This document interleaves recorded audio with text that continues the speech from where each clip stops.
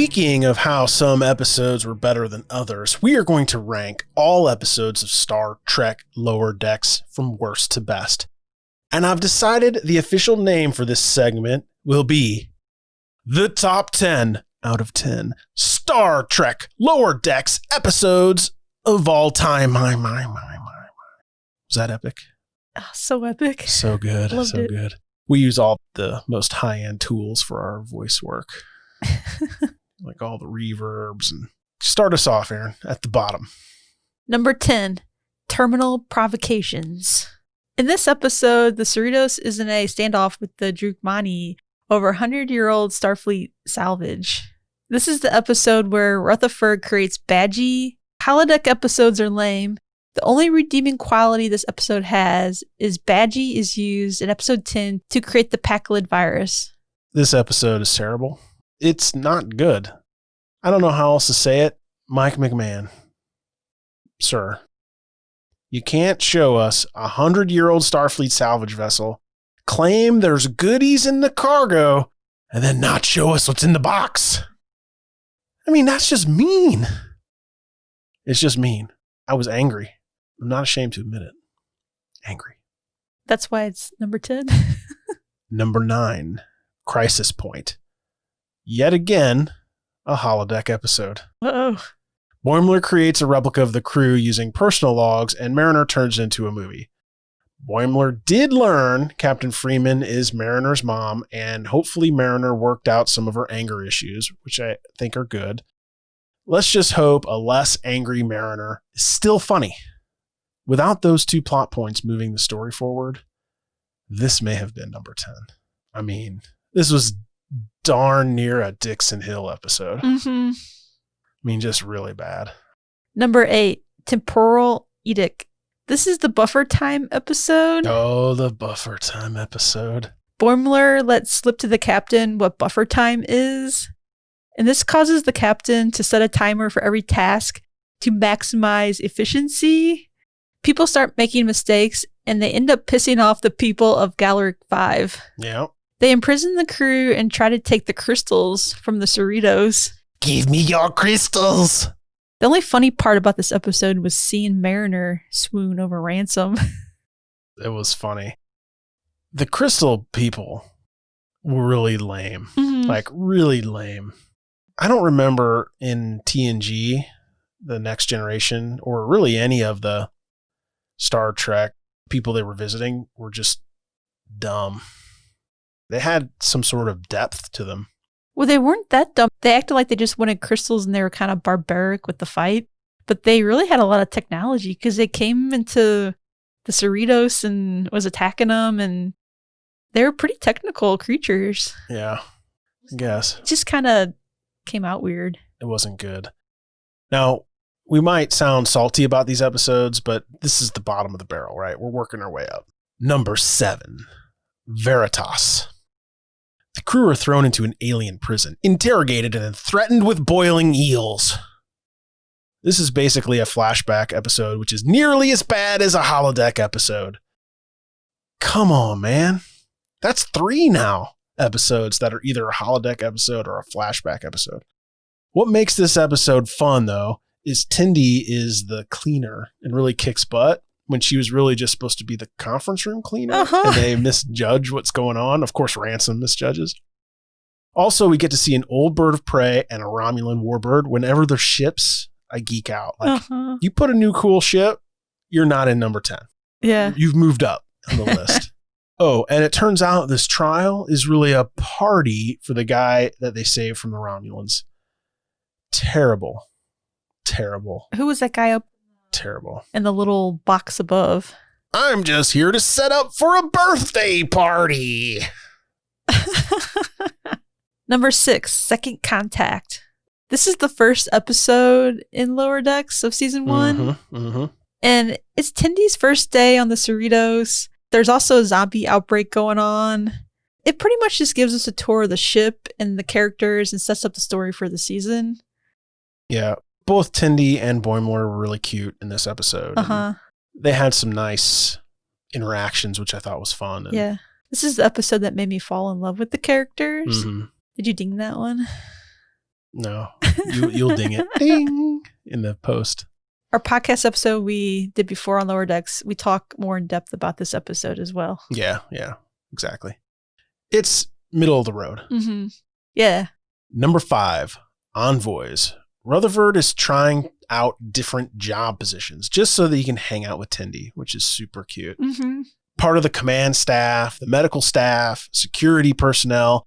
Really, this seemed like they were just showing us the different jobs in Starfleet through Rutherford's eyes.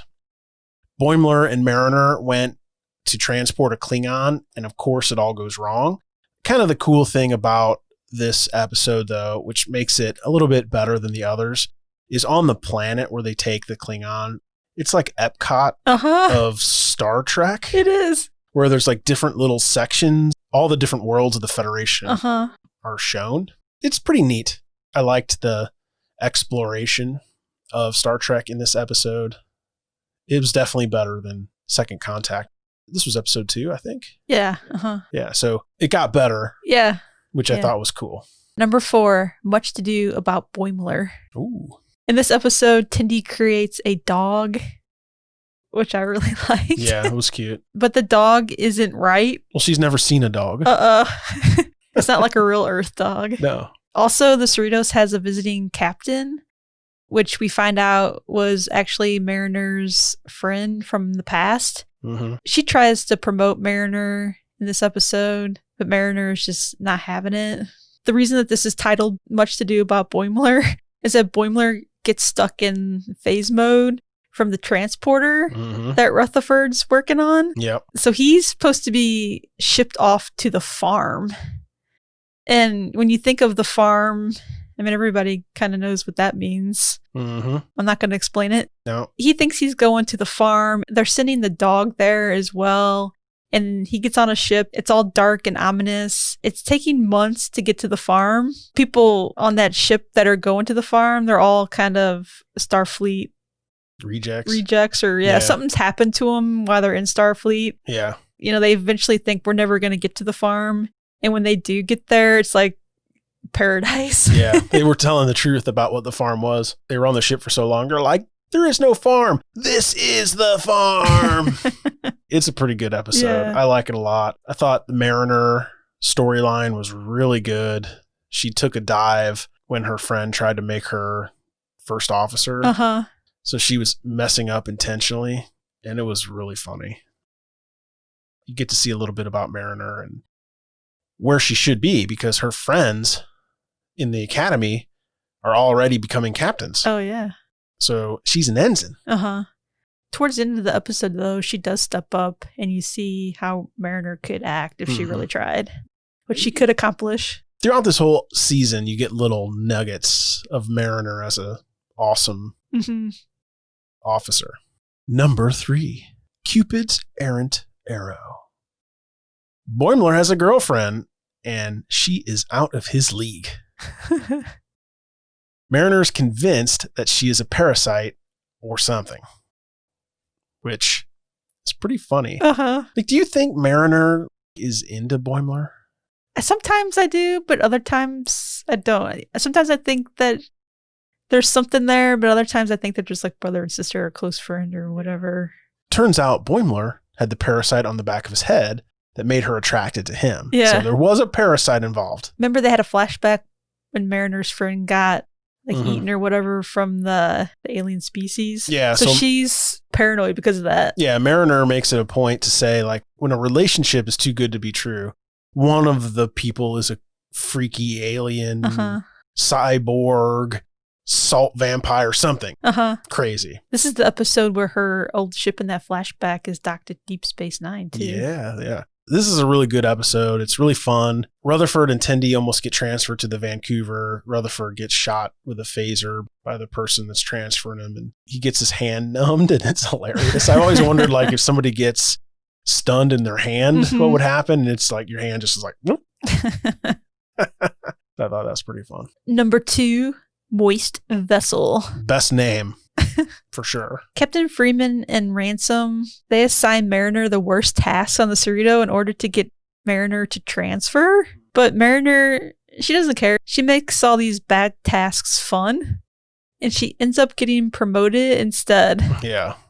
Which is her absolute nightmare. Mm-hmm. And Boimler is so jealous, and he just doesn't understand why Mariner was promoted. I really like this episode because they show the day-to-day activities that the Starfleet officers have. Mm-hmm. They go to board meetings, they have talent nights, they play poker, and she gets her own room. Yeah, she doesn't sleep in the hallway anymore. It's really fun because one of the things that happened is Mariner goes all in on poker, and Shax is like, "Whoa, what are you doing? This is a friendly game. This is a friendly game." And if you ever watch TNG, it's always friendly, but I'm pretty sure Riker has gone all in before on a couple of hands, so it's not all friendly. Dr. Crusher was trying to get Riker and Geordi to shave their beard if she won. And if she lost, she was going to dye her hair brunette. What? This happened? Uh-huh. In real life?